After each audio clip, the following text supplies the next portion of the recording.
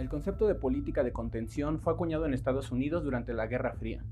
El planteamiento teórico fue hecho por el politólogo George Kennan y la implementación por el presidente Harry S. Truman a partir de 1947. El objetivo era contener la expansión del comunismo en el mundo para evitar el fortalecimiento de la Unión Soviética. Con esa finalidad, Estados Unidos apoyó económica, política y militarmente a gobiernos anticomunistas en Europa, Asia, África y América Latina. El Plan Marshall, la Guerra Civil en Grecia y la Guerra de Corea fueron parte de esta estrategia. La política de contención continuó con Dwight Eisenhower bajo otro nombre, la teoría del dominó. Esta teoría afirmaba que si caía un país capitalista más, entonces todos los demás países capitalistas se derrumbarían uno a uno en una reacción en cadena, como sucede con las fichas de dominó. La guerra de Vietnam, el golpe de estado a Jacobo Arbenz en Guatemala y el macartismo dentro de Estados Unidos fueron parte de esta política. Hasta el fin de la Unión Soviética, Estados Unidos aplicó esa política de contención apoyándose en golpes de Estado, dictaduras, invasiones militares, financiamiento y persecuciones internas. Pero después de la Guerra Fría, la política de contención se volvió innecesaria, pues ya no había otro competidor en la escena internacional que pudiera disputarle a Estados Unidos su hegemonía. Fue el periodo del mundo unipolar, entre 1990 y 2011. Mientras la política exterior estadounidense hacía destrozos en Irak, Afganistán, Libia, Siria y en todo Medio Oriente, China y Rusia emergían como nuevos polos de poder. Con el Partido Comunista a la cabeza, China se había consolidado como una potencia regional y Rusia, bajo el liderazgo de Putin, había puesto fin a la debacle postsoviética para enfilarse nuevamente hacia el desarrollo.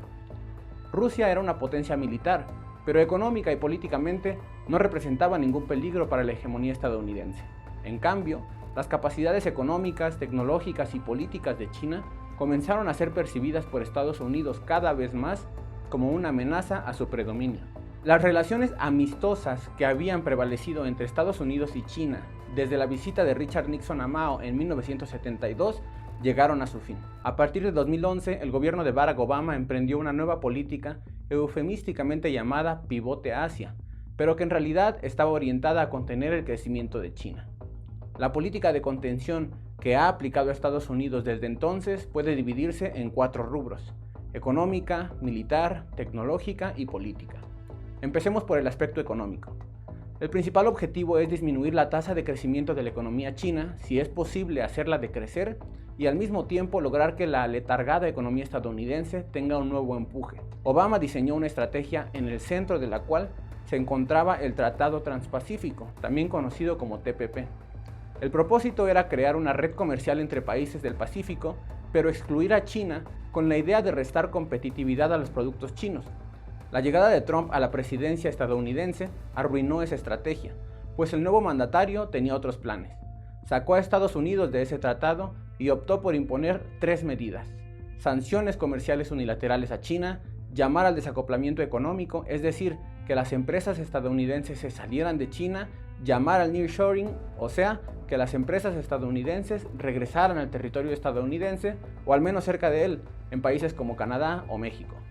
En este aspecto, Biden ha sido un continuador de las políticas de Trump. En el terreno militar, el principal objetivo ha sido poner un cerco a China para asestarle un golpe mortal cuando así lo decida el alto mando estadounidense. En este sentido, Estados Unidos impulsó la formación del Diálogo de Seguridad Cuadrilateral, mejor conocido como Quad, con India, Japón y Australia. Fundó el bloque militar AUKUS con Australia y Reino Unido. Envía armas, municiones y asesores a Taiwán, su portaaviones insumergible, como lo llamó Douglas MacArthur. Estrecha sus relaciones militares con Japón, Corea del Sur, Filipinas y Tailandia y permanentemente realiza ejercicios militares en la región, patrullando los mares y los cielos. En uno de los movimientos más recientes ha impulsado el discurso de que la OTAN tiene que hacerse presente no solo en Europa, sino también en Asia-Pacífico. Tecnológicamente, Estados Unidos busca que China no se coloque a la vanguardia del desarrollo tecnológico en áreas clave como la inteligencia artificial, redes 5G y los chips más avanzados.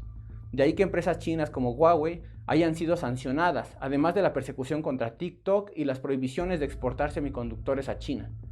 Políticamente, el objetivo es aislar a China, Para ello, difunde falsos señalamientos contra su sistema político, contra el trato hacia las minorías étnicas, contra la situación de las regiones autónomas, de los derechos humanos y contra el Partido Comunista. Sus pronunciamientos no solo son propagados por las grandes cadenas mediáticas occidentales, sino también por los países que han decidido alinearse con la estrategia estadounidense, como los del G7, entre otros.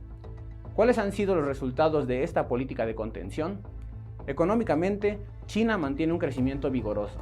El hecho de que haya sido el único país importante que creció en 2020, el año de la pandemia, expresa con claridad las enormes capacidades del gigante asiático. Por otro lado, iniciativas globales como la Franja y la Ruta no han podido ser entorpecidas y ni siquiera emuladas por Estados Unidos, además de que la Asociación Económica Integral Regional, RCP por sus siglas en inglés, impulsado por China y que entró en vigor en 2022, es el acuerdo comercial regional más grande del mundo. De hecho, según el Banco Mundial, desde 2014 China ya destronó a Estados Unidos como la economía más grande si se mide el PIB por paridad de poder de compra. Militarmente, China tiene la Organización de Cooperación de Shanghái, donde participan los países de Asia Central. Mantiene muy buenas relaciones con Rusia, Corea del Norte, Irán, Sudáfrica, entre otros, además de que ha modernizado eficientemente sus fuerzas armadas para colocarse como el tercer ejército más poderoso, detrás de Estados Unidos y Rusia. Tecnológicamente, China sigue obteniendo logros importantes en el desarrollo de telecomunicaciones y otros rubros. Las dificultades derivadas de la guerra comercial y tecnológica lanzada por Estados Unidos han presionado a China para que sea capaz de fabricar elementos que anteriormente importaba, como los semiconductores. Desde hace años, China es el país del mundo que más patentes registra, lo cual habla del desarrollo científico y tecnológico, así como del sistema educativo de calidad que tiene el país. Políticamente, China ha incrementado su presencia en el mundo. Los países latinoamericanos, africanos y asiáticos cada vez cuestionan más los discursos difundidos desde Washington y cada vez se resisten más a obedecer las indicaciones emitidas por Estados Unidos respecto a China. Probablemente uno de los mejores indicadores para medir la presencia de China sea el número de países que ha firmado un memorando para pertenecer a la iniciativa de la Franja y la Ruta, más de 150 en todo el mundo. Por otro lado, el empuje de los BRICS, así como su crecimiento, muestran la incapacidad estadounidense para seguir controlando la agenda política global. En conclusión, la política de contención contra China no está obteniendo los resultados económicos, tecnológicos y políticos esperados. Quizá el rubro donde más avance ha tenido Estados Unidos es el militar, pues tiene rodeada a China por el mar. Sin embargo, el fortalecimiento militar de China y la cooperación de seguridad con Rusia y otros países permite disuadir posibles ataques estadounidenses. Al menos así ha sido hasta ahora. En cualquier caso, Xi Jinping ha llamado a sus fuerzas armadas a estar preparadas para entrar en combate real en cualquier momento. El materialismo histórico dialéctico enseña que la materia existe siempre en movimiento, que no puede existir de otra manera, y que lo único permanente es el cambio que generan las contradicciones internas. El mundo bipolar de la Guerra Fría cambió al mundo unipolar posterior y este también está cambiando ya. Es inútil resistirse al cambio. La política de contención que Estados Unidos aplicó en la Guerra Fría le dio resultados. Ahora, al aplicarla nuevamente, ya no funciona. El mundo ya no es el mismo, ya cambió. Ni Estados Unidos es ahora una potencia en ascenso, ni China es la nación empobrecida de antaño. La política de contención no funciona porque Estados Unidos se niega a perder su hegemonía sin darse cuenta de que en realidad la perdió ya desde hace años. En el fondo, esa es la causa por la que no funciona la contención contra China, así como tampoco funcionaron las sanciones impuestas a Rusia por la guerra en Ucrania. Sin embargo, el cambio del mundo no es algo que llegue solo, como acción divina, sino que es resultado de las contradicciones internas del fenómeno, de la lucha entre los países imperialistas y los antiimperialistas en el terreno internacional y de la lucha de clases en el ámbito nacional. Todos tenemos un papel que jugar para construir un mundo más justo y más equitativo.